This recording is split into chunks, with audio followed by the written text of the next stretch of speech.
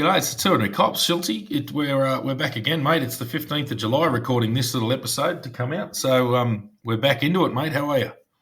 Yeah, mate. Yeah, not too bad. It's been a fairly busy week, actually. It just seems to be, I don't know, usually, well, I like to think things slow down during winter, but doesn't seem to. Everything's getting busier, mate, and especially with this podcast. And we've got quite a few people that got in contact with us. But for everybody that has got in contact, don't worry, we will get back to you next week. The fact is, we've got a guest on tonight. But before we move on to him, I will give a quick shout out to Damo Duggs. He's a regular listener and regularly gets in contact, and he listened to our last episode, and he firmly believes that we held back in our overview of the coronial in relation to Kumanjai Walker and the one that Zach Rolfe was mentioned in. So he said we owe a carton for that. Now, look, mate, I tend to agree. Oh, we held back a smidge. We still punched it out, though. Yeah. Not the odd punch, but, I think our opinions on that matter are shared by plenty of people around the country. So anyway, and we're going to look more into that as well. That'll be a topic of conversation. We've got a little bit of a plan in the pipeline for that. So, but we will pay the carton, Damo. Yeah. We'll always do it. Yes, that's right. We will pay the carton. If we've been charged, we're guilty. We'll pay the carton. Yep. And just with that, that's a fun little thing we want to get involved in. If you've got some stupid story you want to tell us that someone stuffed up and one of your crew members, use it as morale raising in the crew. Give us a yell. We'll award the carton, and then send us a photo of you all enjoying the carton together and having a laugh, because it pulls the team together. So, and we're going to talk a little tiny bit about that tonight as well. But we got a special guest, mate. Who have we got? Yeah, mate. I'd like to welcome Jarrod Michael onto the show. Jarrod, how are you, mate? Very good, gents, and there's nothing ordinary about you two blokes. No, you're right. We're spectacularly ordinary. Welcome aboard, my friend. How you going? Yeah, thanks very much for having me on. Not a copper of a great length of period of time, but I think I've got something to bring to the table from jobs after the job and some experiences along the way. And good to get a forum. Yeah, no, excellent. So, for those playing along, Jarrod, do you want to introduce yourself? Just explain your policing career. It's a fair while ago now, and just what you've done since, and then we'll sort of go through bit by bit and talk about your career and what you've done afterwards. Sure, I wouldn't call it a career. It was more like a short-winded job. I was motivated to join by my father, who was a VicPol member from the 70s, and as a kid growing up in Melbourne, he rode police motorbikes while there were popular TV shows like Dukes of Hazzard and Chips on. So having a dad that rode police motorbikes, I thought he was a living god, and I just loved getting the occasional ride on the back of a CB 900. So, I was inspired by the Mad Max movie, the yellow cars, the LTS sirens, and all the cool uniforms, which about 6 months after I joined, got rid of the yellow cars, got rid of the jodhpurs, and it wasn't quite what I thought it'd be. That happens quite a bit. Yeah. So run us through your postings, mate. What did you get up to when you were in the VicPol? So my training station was Ballarat, which was a Western Victorian sort of regional town. It was busy enough to learn the job, but slow enough to learn the job thoroughly. I did some temp duties in one of my hometowns further west of there, where my father was actually stationed at the same time, and I managed to completely lose my identity and be called Nibsy, which was Nev's young bloke. I don't think it's smart to have. Any son's member work at the same station. But I did get a day on the road with him where I had to comply with all his requests because he outranked me, obviously.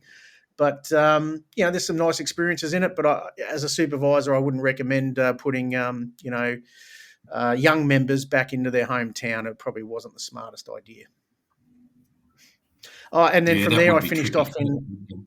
Yeah, and it was, and it wasn't dealt with very well at the time. But and then from there, I got finished off at a one of the three busiest stations in the state of Victoria, and had it wound up at the 3 year 2 mark. It's 3 years and 2 months, I think my certificate says.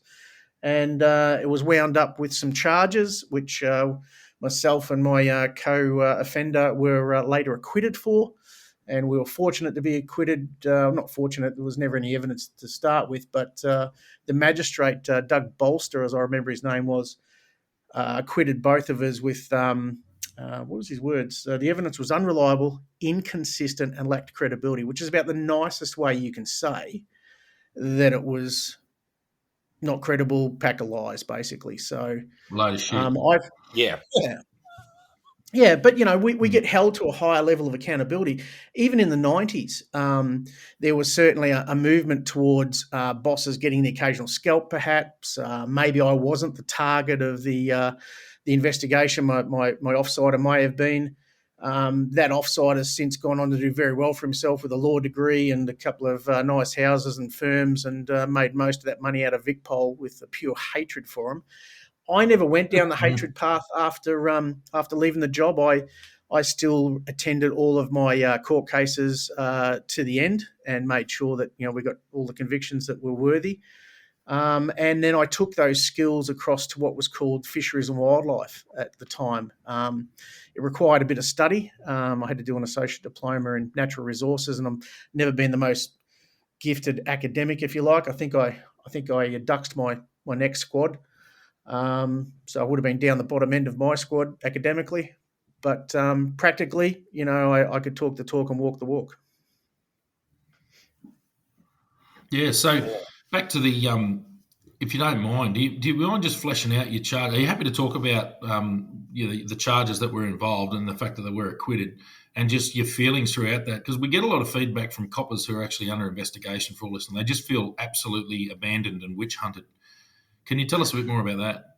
Well, I've got two lots of experiences for you. So I was charged as a 21-year-old constable, and then I actually received some charges as a late 40s member of the public at this stage. And let's counter this with accommodations for medals for bravery, overseas service. Like I'm not an evil individual. I'm prepared to use force where force is required. But certainly back in the 90s, when myself and my offsider were charged, both serving members of the police force, I think it was 3 out of the 5 people that wrote statements against us had been charged with offences by my offsider. So there was certainly an axe to grind, and I felt like we got very much left on the perch. And there was no send-off. There was no I consider myself, one of the harder workers at that particular station. And it was a sort of station that people went to and did 12 months and got it on the resume and moved on. Whereas when you get charged, you can't move on. So you've got to spend a little bit more time there than perhaps you were planning. So how did I feel at the time? Horrible for my dad to go through. Where his eldest son is now, getting dragged through a magistrate's court for something that would have prevented me from doing everything I've done since. And that's from helicopter rescue pilot, Defence Force contractor, all the good I've managed to do in the years since could have ended in, 1993 or whatever it was. So if there's anyone that knows of a magistrate by the name of Doug Bolster, that's a man I'd like to shake his hand, because he certainly did the right thing by the evidence, and he did the right thing by 2 young men that went on to do quite well for themselves. Yeah. So the it's that feeling of abandonment. I know that I've heard that from quite a few people, that they just feel like all of a sudden it's like, well, you're doing your job and you just, you're celebrated, and all of a sudden you're just thrown out like a bloody smelly dead rat. So it's you go from hero to zero. You go from working a divisional van where you turn up and you're the person that's looking after everybody's interests, and all of a sudden, I think my first job, once I got out of the job, or was in limbo, if you want to call it that, I was delivering pizzas, and I was back in my hometown where I'd unfortunately done temp duties. So people knew that I was a member of the police force. And I can remember knocking on someone's door with a pizza, who's gone, "Oh, Jarrod, is everything all right?" I go, "Yeah, mate. Yeah. Here's your pizza." And he goes, "Oh, mate, I thought it was bad news or a death message or something similar," which I'd given plenty of death messages. So, I knew the horrors involved with that as well. So I would say a very humbling experience to go from being, powder blue shirt, king of the road to delivering pizzas. Yeah, Yeah. big drop down. It's bloody it would have been just brutal. So I, you got through that. Sorry, Schulte, you go. yeah, mate. I just want to ask: Did I'm not sure what the standard of a police association or anything you had back then. Was there any support, or were you part of the association or anything like that? Absolutely. And here's the irony of that. My application for funding was approved, yet my offsiders application for funding in the same event, albeit an off-duty event, was not funded. So, I find that hard, hard to fathom even to this day. So maybe it was my approach. I'm not sure. Maybe it was my passion because I definitely wanted to be a copper since I was I can remember being 10 years old and thinking, oh, only 8 years to go. Watching Dad ride off on a police motorbike, thinking, well, that's going to be me one day. So it was certainly imprinted in me very early, and even during my teen years, and now that I'm a father of two boys, I can see that my dad put in place mentors, if you like, who were later become the senior sergeant of my own hometown. And when he passed away, I got to carry him to the grave, and it was a great honour. But my dad put in place, senior constables that were to this day. One of them I can still pick up the phone to, and the other one I can just say a few prayers about. But so when you've got that kind of what's the word we're looking for? Those sort of mentors, it was very natural for me to end up in policing for sure.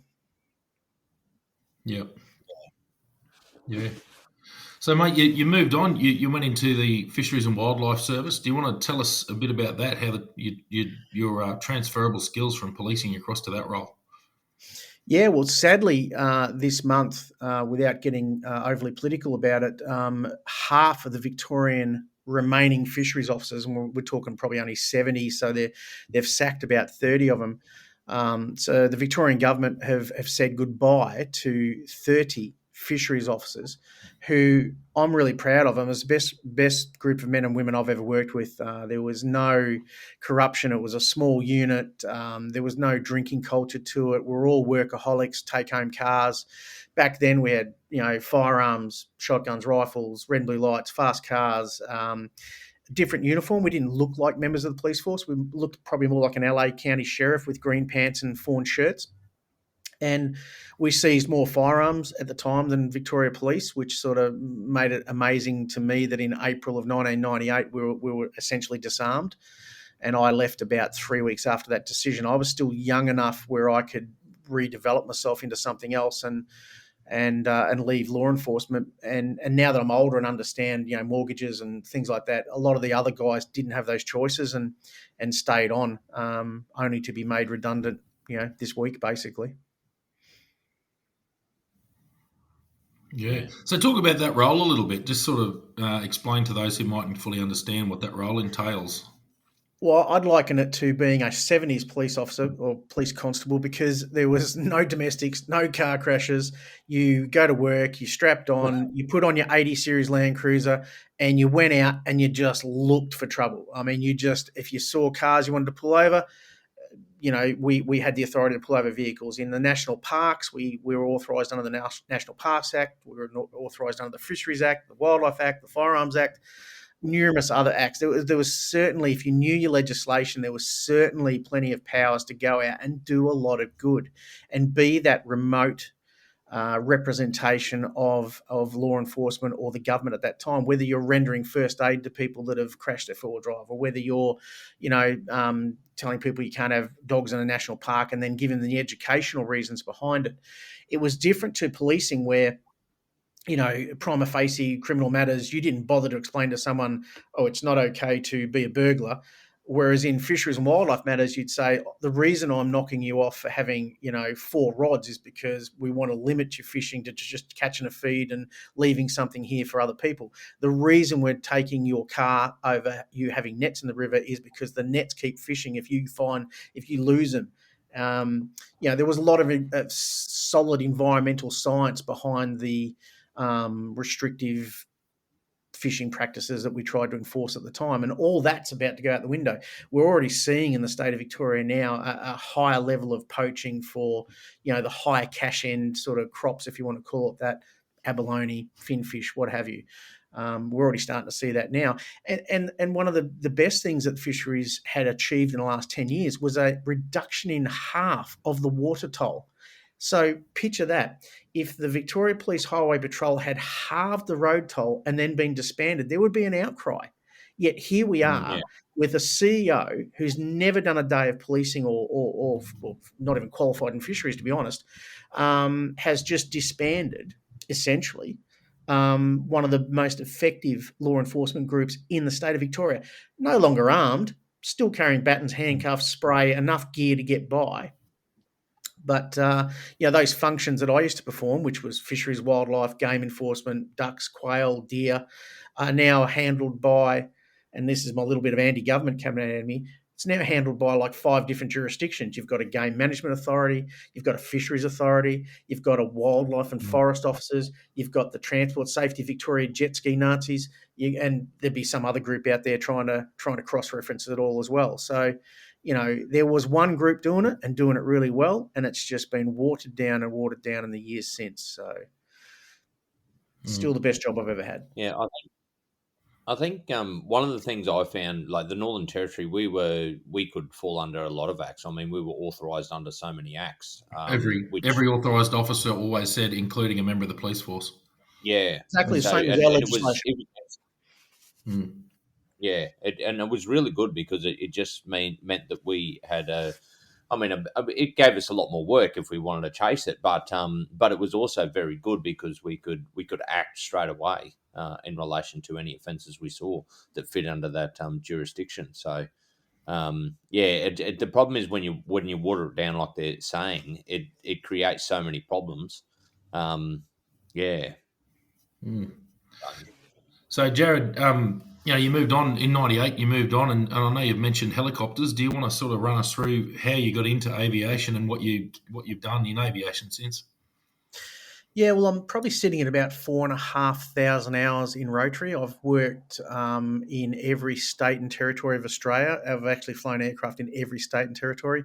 I've worked overseas. I hold airline transport qualifications in the States and New Zealand and Australia, so 3 different continents. I've, been a part of a crew that's probably been to 800 critical incidents, whether it be motor vehicle accidents, chainsaw incidences and what have you. I've worked for, the top end tier, if you want to call it, of, your care flights and I was a captain on Rescue 300. So yeah, it's been a hell of a ride. I mean, I basically took, when I fell ass first out of the coppers, I went, well, what's the one job I'd want to do, and what can restore my confidence, and what can restore, what can make my dad and my mentors proud of me. I'm going to be a helicopter pilot, and it was tough. I trained and paid for all my training myself, and slowly worked my way up the industry until. I'm back in it now. I did have about an 8.5 year break where I chose fatherhood over flying, but that's what we do sometimes. You sacrifice your careers to be a dad or a parent. So flying for me was probably just an extension of my risk-taking behaviour, and that arrogant view that I wanted to do something better than policing and make my father proud and my mentors proud, and that's something that they've shared with me years later, is that they're very proud of the stuff I've done, and that's been great. But a lot of it was ego driven and risk taking behaviour. Now, I actually did my helicopter training in parallel when I was doing my fisheries and wildlife. And I probably wouldn't have left fisheries and wildlife if we hadn't have been disarmed and then slowly disbanded and neutered over the years. I probably would have stayed, but I'd already had a commercial helicopter pilot's license by training in 95, 96, 97. I must have gone commercial in about 97, but hadn't activated the license to any great experience. But when I left fisheries and wildlife, my first job was agricultural flying in South Australia. My brother was not far behind me. He ended up purchasing, I think, 50% shares in the company as well.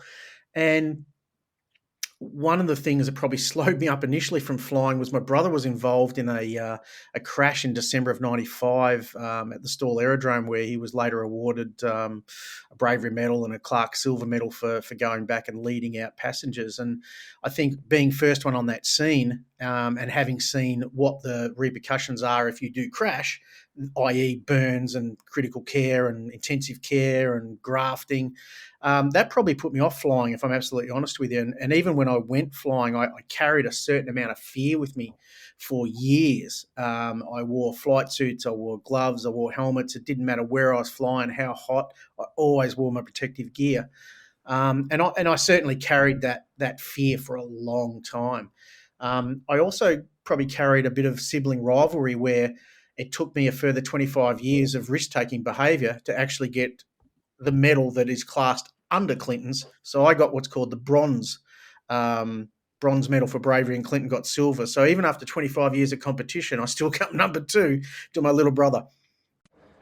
Yeah, yeah, that old rivalry between siblings is pretty funny. Mate, I believe you did some flying overseas as well. Can you go into a bit more detail about that? Yeah, well, that's how I earned an overseas service medal for East Timor. Was at that period of time there was a significant restriction on military aircraft, and I think the Kiwis had been there operating Hueys when we come in after them, and we did what was basically called arson trash missions throughout East Timor, where we took personnel and equipment out to the forward operating bases. So yeah, we were flying 212s and 412s, which were a Bell product, very similar looking to a Huey. So, as a kid raised on Vietnam movies, that's about the closest I've got to flying through a rice paddy with your skids and looking in the back and seeing 6 grunts all shitting themselves. What an experience. Yeah, I suppose it also goes along the lines of you've been a bit of an adrenaline junkie, and I mean, I can definitely say that I am. I love that side of policing, and I think there's quite a few people in the job that like it. It's a front row seat to the best show on earth. Mate, just want to move on. Can we basically go into the transition? So a lot of, especially ex-cops, but I think it'd be good to hear for people that are in the job that are thinking about leaving, how you found the transition from that enforcement roles that you played, policing and fisheries, etc., and then moving back out into, I suppose, civilian life. How did you find that transition? Look, obviously I didn't get much choice at the time. I went out sideways as a young bloke. So I would say that there is life after the job, and certainly, the members that I've stayed in touch with and worked with in the decades since. For example, during the COVID period, I actually had a hotel down in Victoria that was regrettably closed up during that period. Yet I was offered an inspector's role, team leader with the COVID response group, and I ended up in charge of.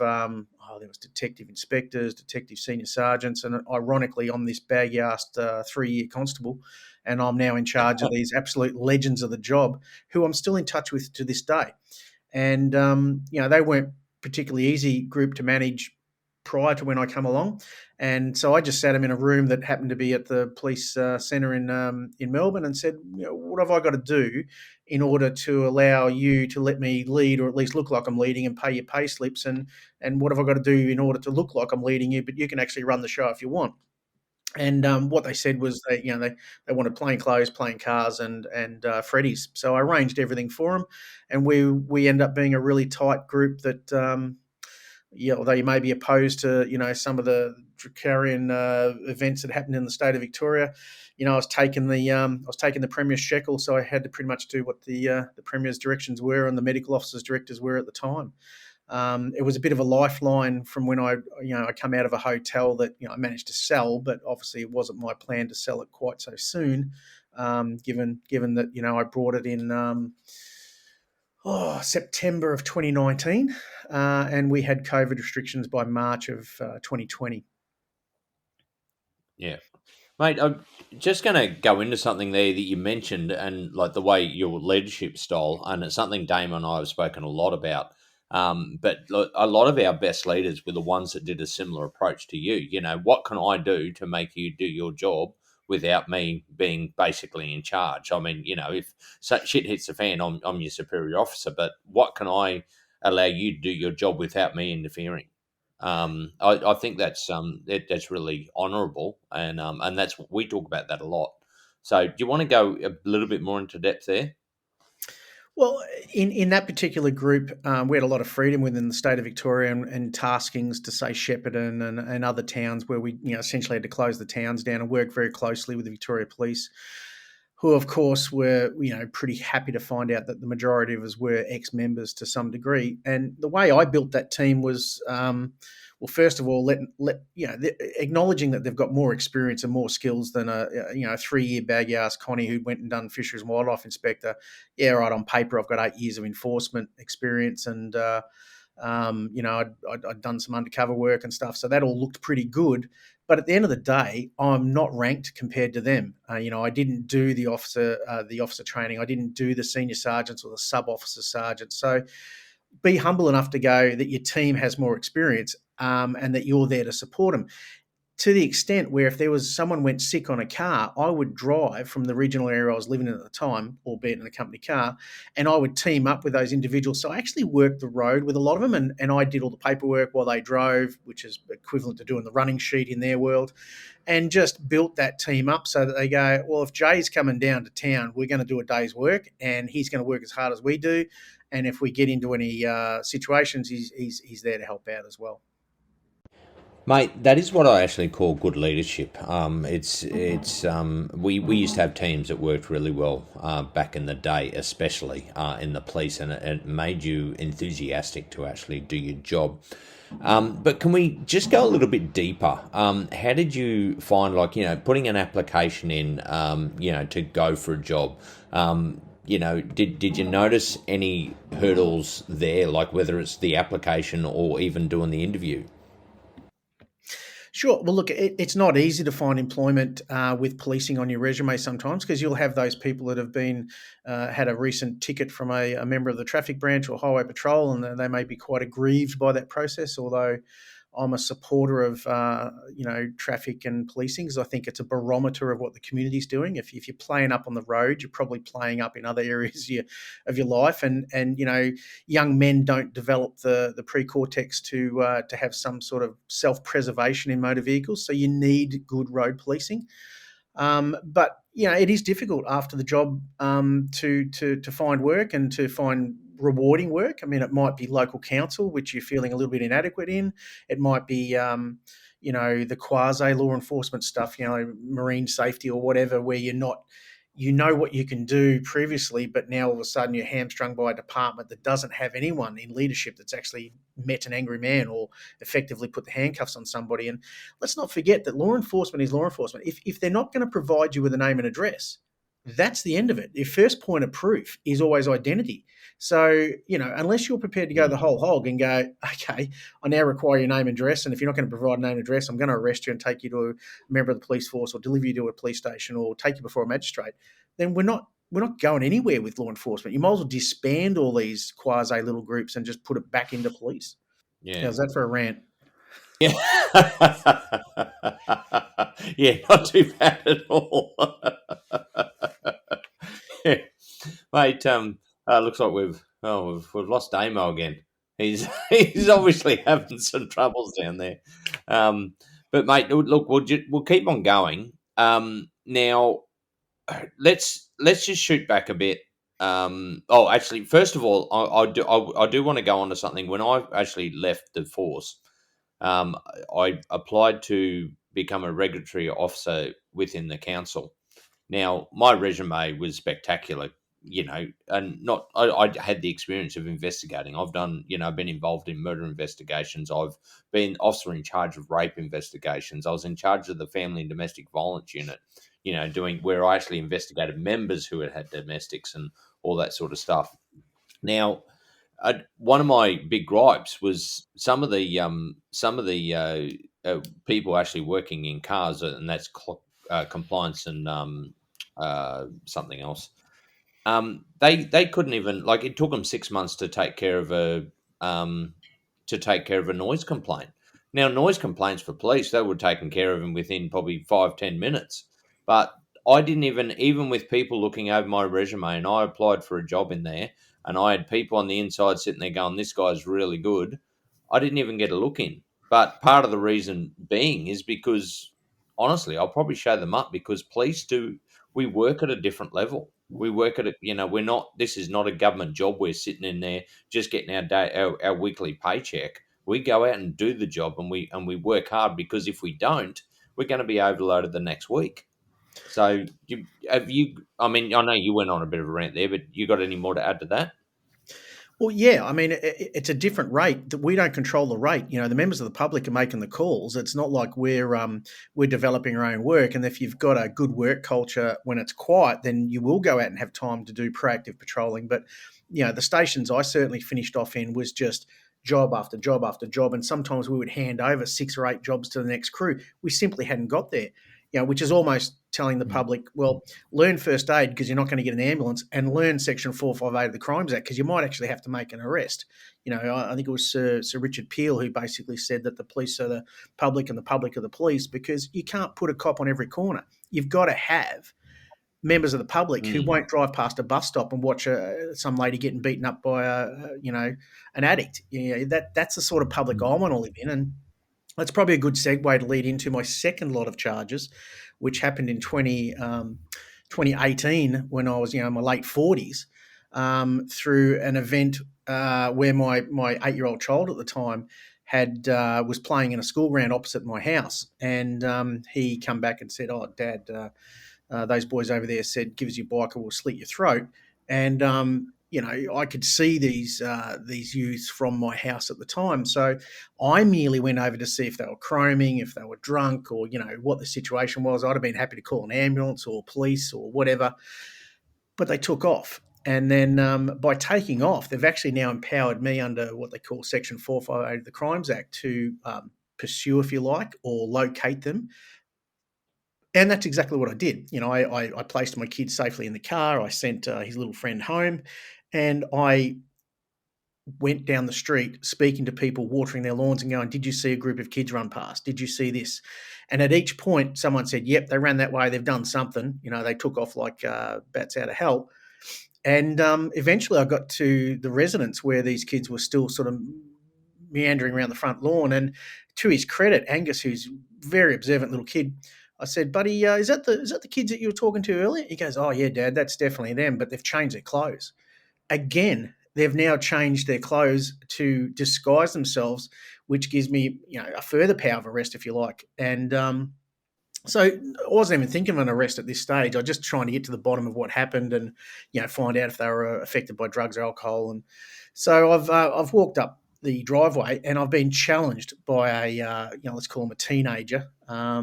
A self-entitled teenager telling me that I had no right to be there and I couldn't stay there, and etc. And I said, "Mate, I'm not here to talk to you. I'm here to speak to a parent or guardian."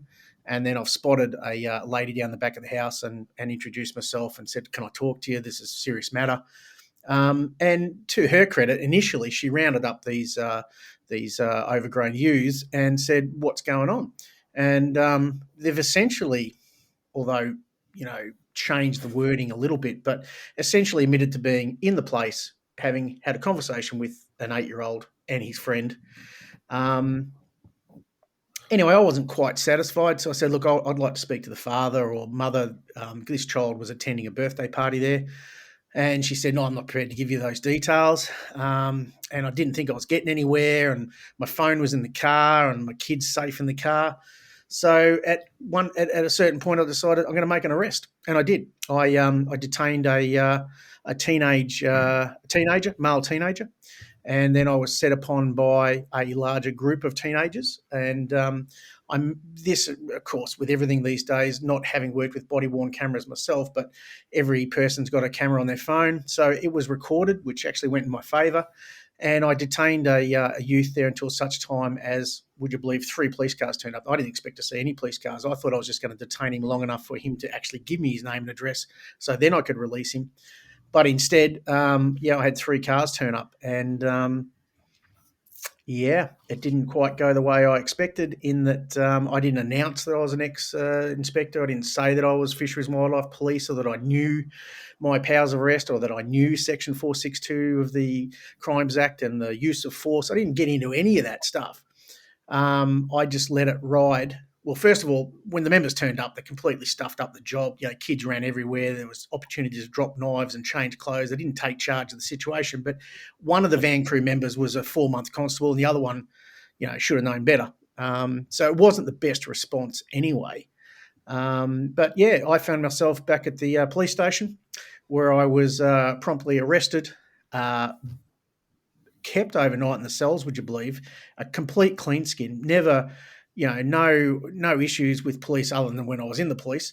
And bailed. And then I spent 12 months before the magistrates court. And there was 3 different magistrates. I wish I could remember all their names, but certainly 2 different magistrates that jumped out of the box and had a look at the footage and said, that's an exemplary arrest. We won't be charging or convicting Mr. Michael on this evidence. We suggest you go away and have another look at it.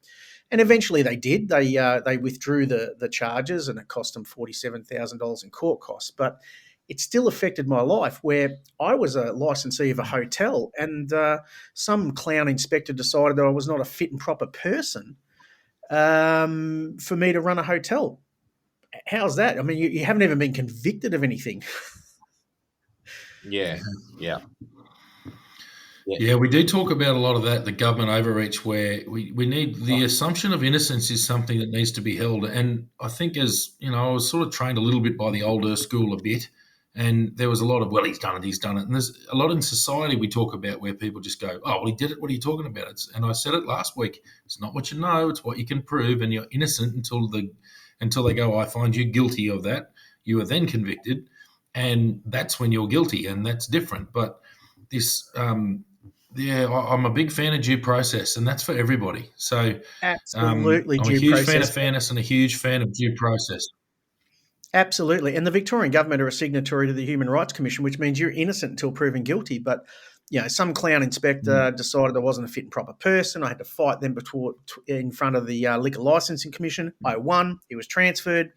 And ironically, the next inspector in actually nominated me for a bravery medal a bit later on. So in another event, an off-duty event. So, there's good and bad. I can't completely take the piss out of Victoria Police, but I feel that I can have some say and judgment in how they conduct themselves because I've been there. I know the culture. Do we need police? Absolutely. Our society is going to fall down pretty quickly, just like fisheries and its natural resources will fall down pretty quickly when we now see that they've been disbanded. So I'm pro-police, but I'm pro-good policing. And even in my interview, where I was subjected to some pretty average questions, and at a point in the interview where I've gone, hey, I've explained this 3 times, I've had enough to say, I'd like to terminate the interview, I was told that, no, I've got more questions for you. And that's under duress after that. I mean, you don't have to go to detective training school to realise that if you're now answering questions under duress, they're not admissible anyway. But I wanted that tape admissible because it just showed, some pretty poor investigative techniques and behaviours. Yeah, mate. I'm just going to touch on something there just before you go on, Damo. Mate, I watch a lot of things. I listen to a couple of podcasts and all that, and one thing I cannot stand is bad policing. It just really grinds my gears because, I mean, we always work to our utmost to be, impartial, work our way through the legislation. I think when I had a chat with you the other day, and before anybody jumps up and down, I think I was involved in investigating a number of rape cases, and it's a 50-50 to me on whether it was a lie or whether it was actually a rape. And look, people can contest that as much as they want. That's my experience. But we investigated thoroughly. And there were times when the police force were saying, no, you must charge him anyway. And we're going, we do not have the evidence. There is actually not even that. It has been reasonably explained the circumstances that surrounded this. There is no way, and it's not oath on oath. It's which DPP won't go with anyway if it's oath on oath. But we actually had more evidence to back up the so-called offenders' story. So It's and the problem is, police, if they go ahead with this sort of stuff and do it, they're gonna you can destroy somebody's livelihood, or put, like you said, like you got put under pressure. You had to then fight on so many different levels, the mental strain and all that sort of thing. You've got to be very careful, and like Damo and I said 100 times, you've got to make sure you have the evidence to back the charge. Otherwise, you just can't go any further forward. That matter that I just discussed was 5 years ago, and I only just finished fighting for my blue card in the state of Queensland, even though I held a working with children's card in the state of Victoria. In the transitional process, somehow they'd found some notes from Victoria Police, which were untested evidence, totally incorrect.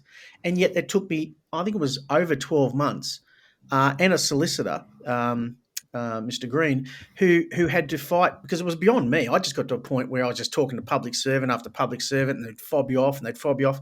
13 months later, a decorated bravery medal, overseas service, lots of credibility behind me, two beautiful boys of my own, and yet that's the same organisation that's issued working with children's cards to some of the most prolific pedophiles you've ever seen in the state of Queensland or New South Wales.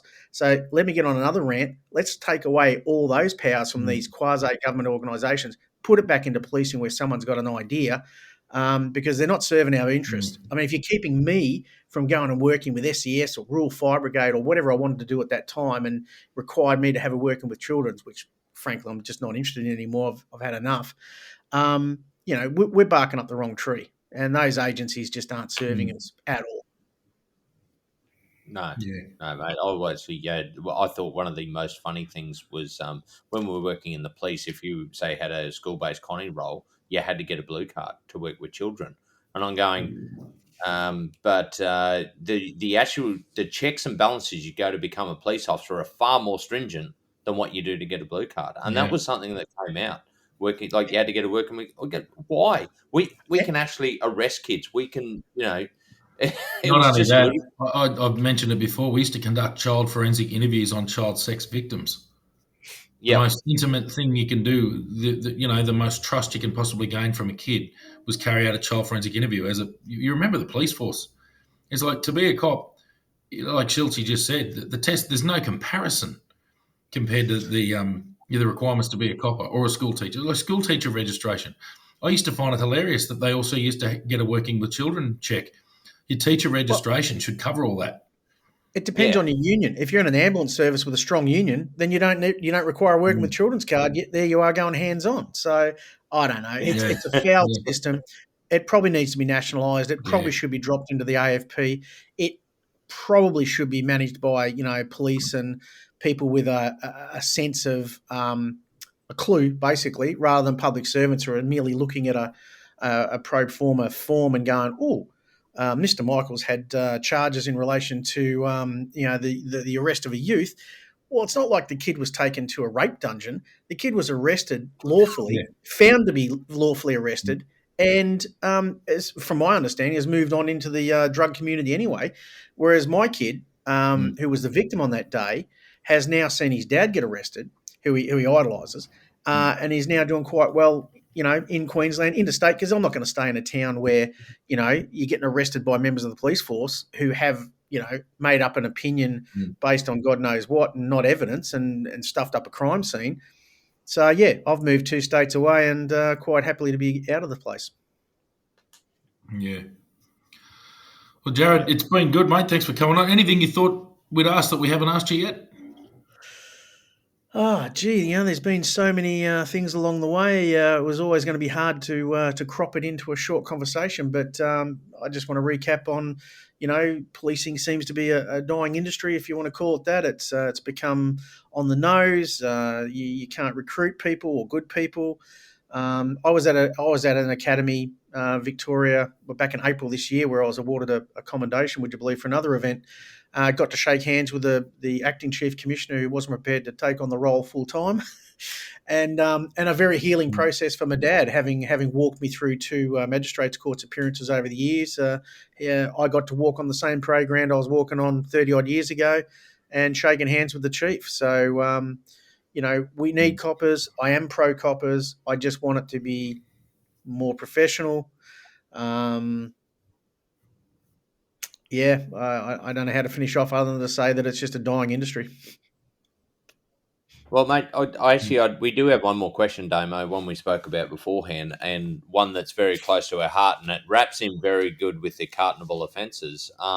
Now, mate, Jared, you mentioned, I think it was in the 90s, they started to get rid of the either police clubs or, I suppose they tried to tackle the drinking culture. One, Damo and I talk about it's not about getting blistering drunk, it's about actually getting support from your fellow officers or your hierarchy, where you could go to a place which was a safe space where there was no rank.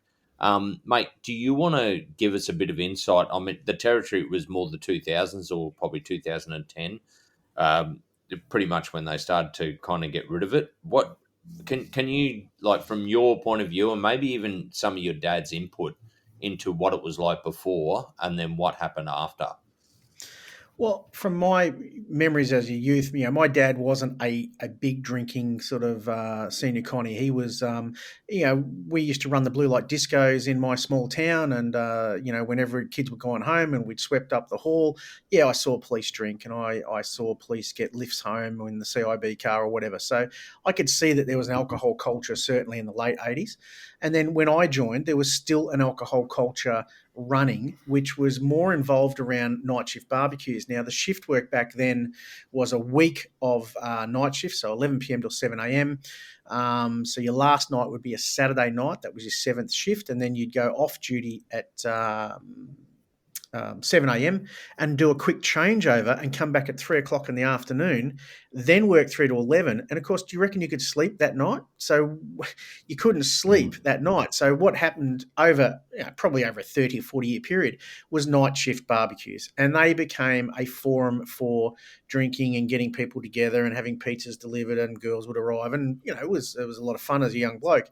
But it was also a forum where, as a constable, I could speak to a sergeant or a senior sergeant or anyone else who was brave enough to turn up and have a conversation that included, you went to a SIDS last week. How are you feeling about that? Well, as a young bloke, I didn't have kids. It didn't knock me around as much as, when I think back about now, those guttural screams and that horror of it. So, that forum where we had an opportunity to speak to, sergeants and above in a relaxed atmosphere was essentially knocked away by the drinking culture. And indeed, one of my squad mates crashed on the way home from a night shift barbecue and was later piffed out of the job for a drink driving charge, which is understandable and expectable. But they didn't replace it with anything. They didn't say, okay, as of December 95, we're now going to start having gym days, and we're going to start doing football, and we're going to start doing this and that.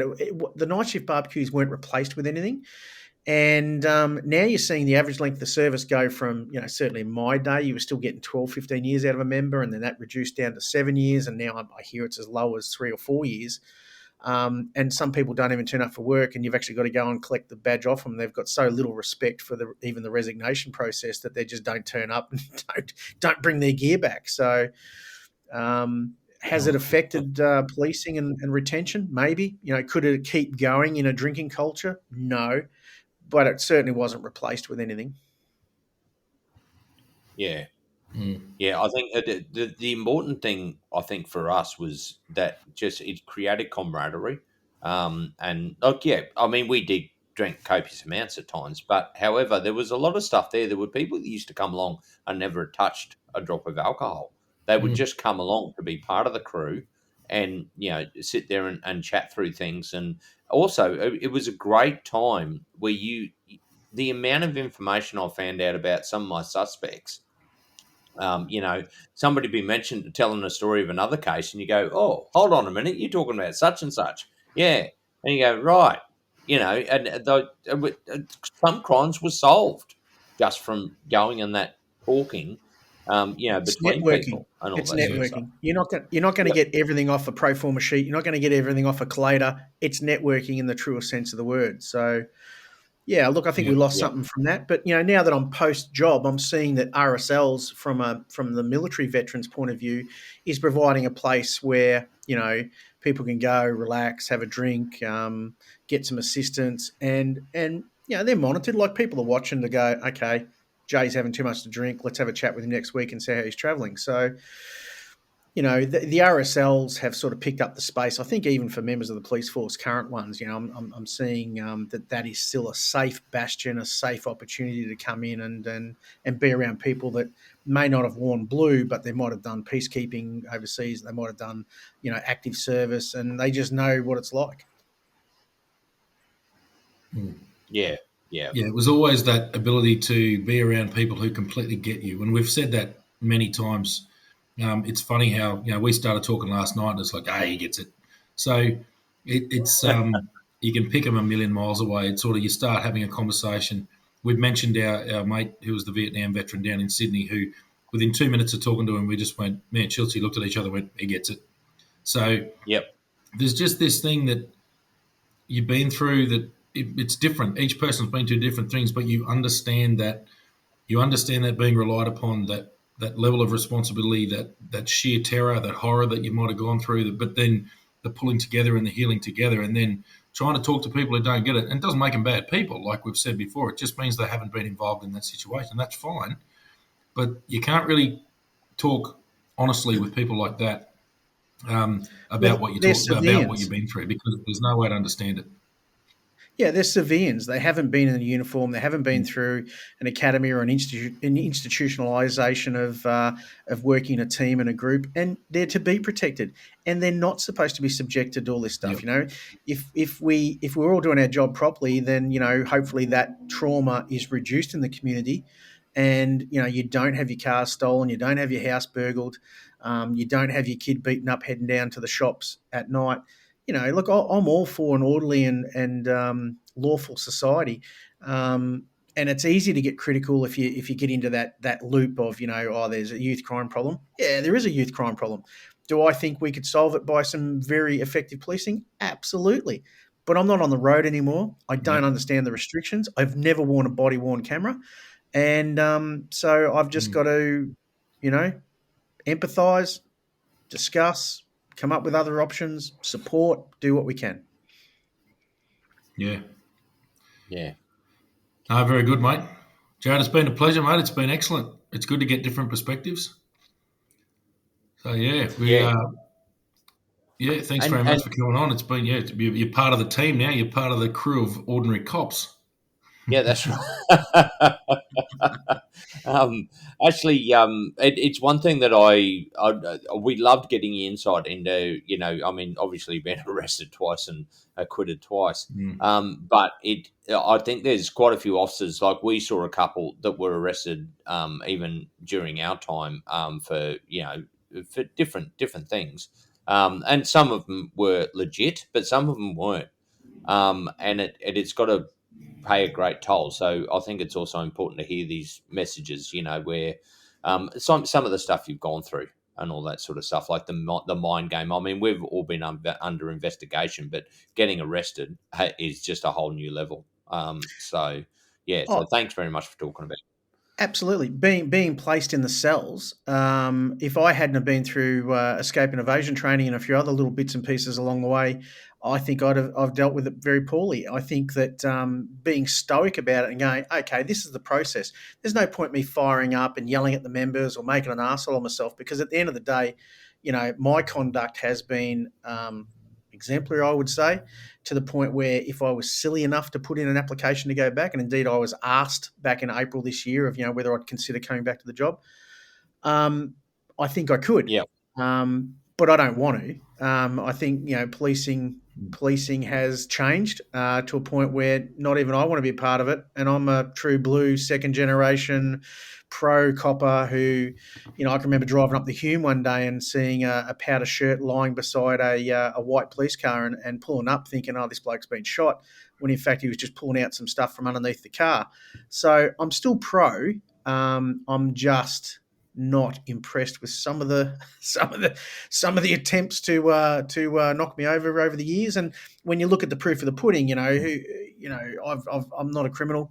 I've never been a thug. I've probably been in 800 incidences and saved hundreds of lives. And that you can do all that outside the job. Whether you go down to your local SES, your fire services, or what have you, there's life after the job. And what I like to see is guys like yourselves that you put your time in, you made things better for the Northern Territorians, as I did and my colleagues did in Victoria, and you hand that mantle on to the next crew. A bit like a wheelbarrow down the road. We can't drive it forever. Someone's got to come in and take over. So, but in my day, it was bums on Yeah. seats. In my day, it was bums on seats. It was we were getting killed in the streets. You had, the Walsh Street killings. You had Ange Taylor blown up on the front of the steps of Russell Street. It wasn't a popular job to join in the 90s to start with, but it was probably the last of the good days of policing. And I'm glad I saw it. I've got no regrets. Yeah. Yeah, I think we were a bit more fortunate in the Northern Territory because I've always called it a bit of the last frontier. It took the Territory a while to catch up to the other states, and I think Damo and I saw a transition in our time. But and look, to a certain extent, I think there's some way it needs at a time to swing back the other way. Otherwise, it's going to end up being a doomed profession, unfortunately.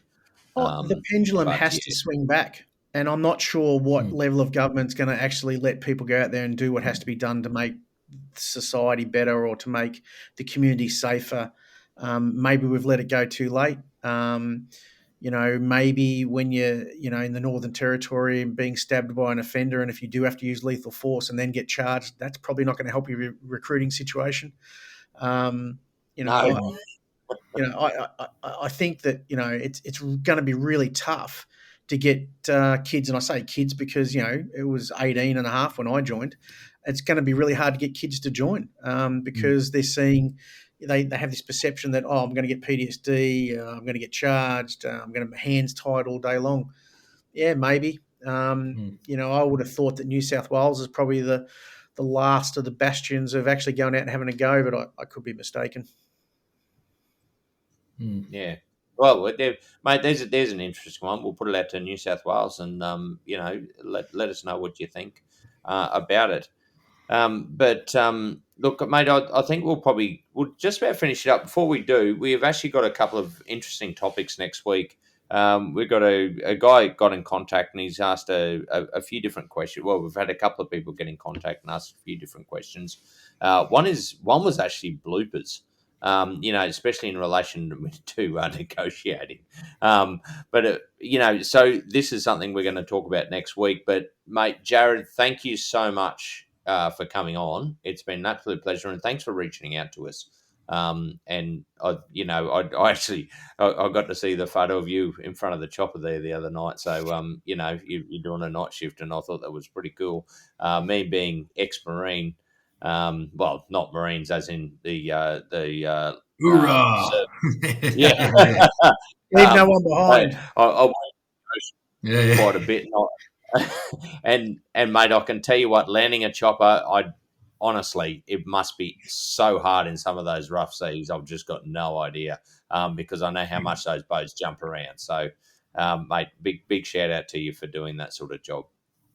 Well, I've usually got my eyes closed in sheer terror for that last few feet, so it works out nicely. But I love the T-shirt, mate. I love the T-shirt that says "Stop screaming, I'm scared too." Yeah. I've actually seen that on a chest plate that you wear on the back of your helmet. So as your passengers, those that are conscious and not bleeding, can look forward and read. And that's a good saying. That stop screaming, I'm scared too. Yeah. No, that's excellent, mate. Jarrod, it's been a pleasure, and thank you very much. And to everybody, we'll be back next week as we are. Keep the feedback coming in. And, it's the 200 cops, and we're all done. Thanks very much. Thanks, that's gents. all right. Thanks and also, that's all right. Anytime, mate. Thank you. Yeah. And also, any cartonable offences, you let us know. So, yeah. All right. We'll see you all next week.